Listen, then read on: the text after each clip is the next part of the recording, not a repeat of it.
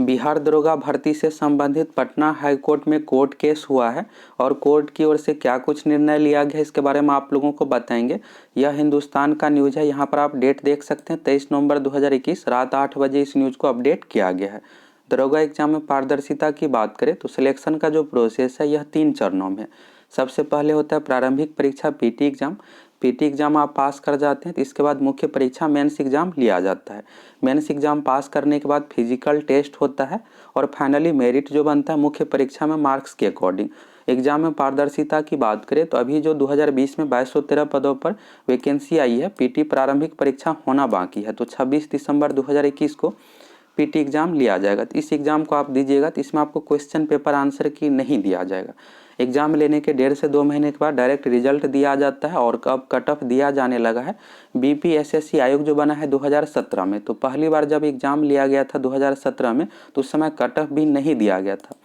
इसके बाद court case हुआ था। कोर्ट केस के बाद कोर्ट की ओर से निर्णय दिया गया कि सभी कैंडिडेट का मार्क्स और कट ऑफ मार्क्स दीजिए। इसके बाद कट ऑफ दिया जाने लगा और आप देखिएगा 2017 के बाद जितने भी परीक्षा हुए हैं सभी में आपको कट ऑफ देखने को मिलेगा।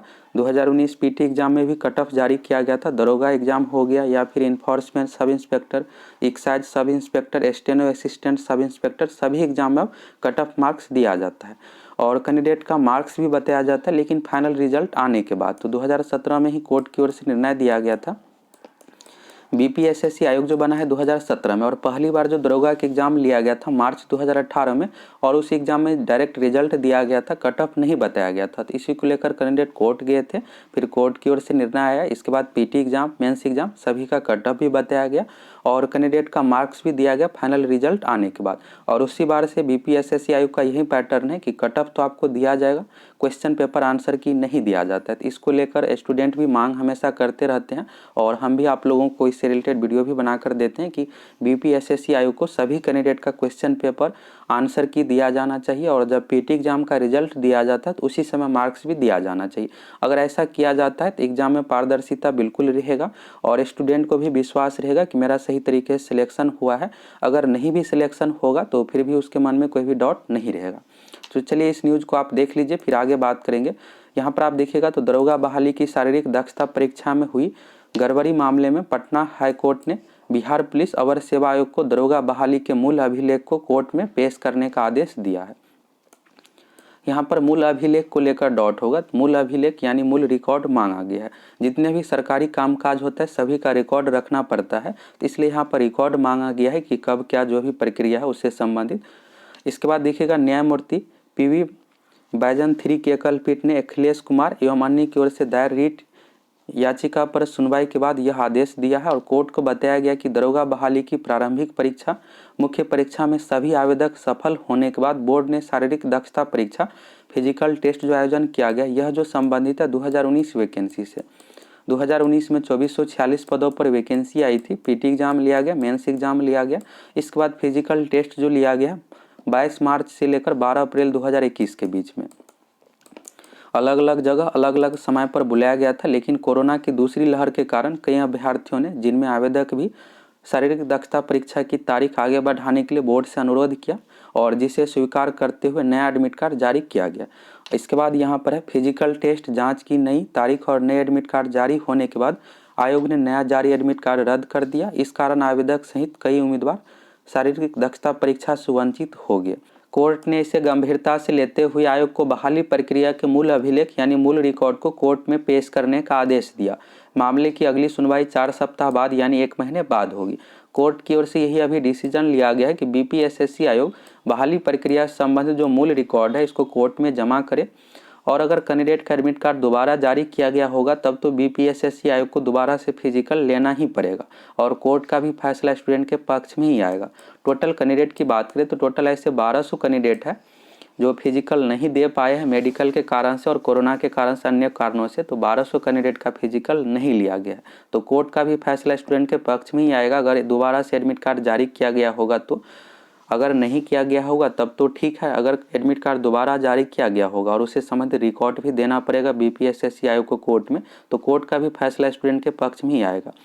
अब ये जो 1200 कैंडिडेट है 2446 का पोस्ट का तो कंप्लीट हो गया है, ज्वाइनिंग भी सब कुछ हो गया है, रिजल्ट भी बहुत पहले ही फाइनल दे दिया गया। तो अब ये जो 1200 कैंडिडेट है इसका सिलेक्शन कैसे होगा, तो इससे पहले बात करें तो 1700 पदों पर 2017 में वैकेंसी आई तो उसमें भी कुछ कैंडिडेट को डिस्क्वालीफाई कर दिया गया था। महिला कैंडिडेट को प्रेगनेंसी के कारण से डिस्क्वालीफाई कर दिया गया था। तो इसके बाद कैंडिडेट कोर्ट गए थे और कोर्ट का डिसीजन ये आया कि आप दोबारा से फिजिकल का आयोजन कीजिए। दोबारा से फिर से फिजिकल का आयोजन किया गया और जितने भी कैंडिडेट को प्रेग्नेंट के कारण से डिस्क्वालीफाई किया गया था सभी कैंडिडेट का फिर फिजिकल लिया गया। और इसके बाद जो भी कैंडिडेट का सिलेक्शन हुआ, सिलेक्शन तो ज़्यादा का नहीं हो पाया गया था क्योंकि फिजिकल में ज़्यादातर फेल ही हो गया और पता भी नहीं था, इस कारण से बहुत सारे अपियर भी नहीं हो पाए। तो मात्र 2 कैंडिडेट का सिलेक्शन हुआ था और 2 कैंडिडेट मार्क्स नहीं रहने के कारण से भी फेल हो गए थे। तो 2 कैंडिडेट का जो सिलेक्शन हुआ था तो 2019 में 2446 पदों पर जो वैकेंसी आई थी उसी में से 2 सीट दिया गया। अब यहाँ पर जो टोटल 1200 कैंडिडेट है तो अभी जो वैकेंसी जो चल रहा है आप देखिएगा, लिखित परीक्षा होना बाकी है 2213 पोस्ट का। तो ये जो भी 1200 कैंडिडेट अगर इनका फैसला स्टूडेंट के पक्ष में कोर्ट की ओर से दिया जाता है तो सभी कैंडिडेट का फिर से फिजिकल लेना ही पड़ेगा बीपीएसएससी आयोग को।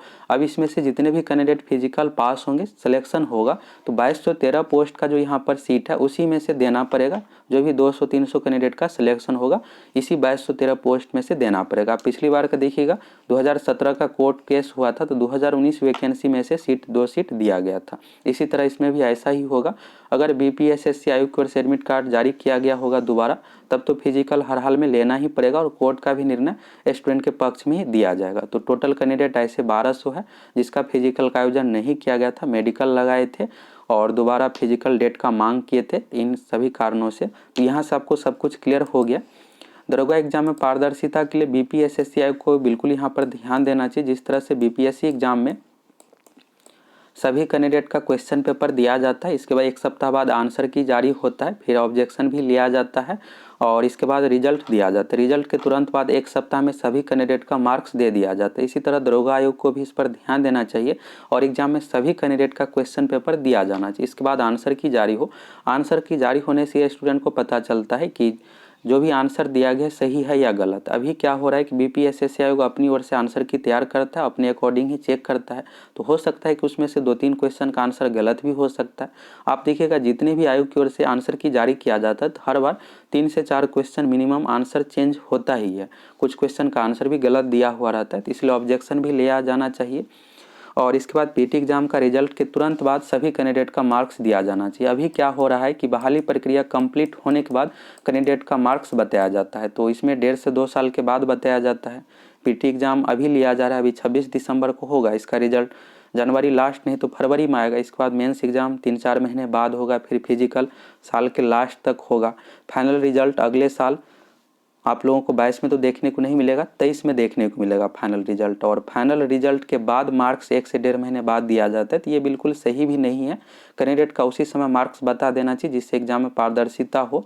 और यहाँ पर आप देख सकते हैं कि रिजल्ट में जो भी यहाँ पर 1200 कैंडिडेट था उसी समय इसका जो भी फैसला होता क्लियर कर दिया जाता, तो अभी यहाँ पर कोर्ट केस नहीं होता और 2213 पोस्ट में से जो सीट है उसमें से भी नहीं देना पड़ता। अब 1 महीने बाद सुनवाई है तो क्लियर पता चल जाएगा क्या कुछ यहाँ पर कोर्ट की ओर से निर्णय लिया जाएगा। तो इसके बाद भी हम आप लोगों को वीडियो बनाकर अपडेट दे देंगे।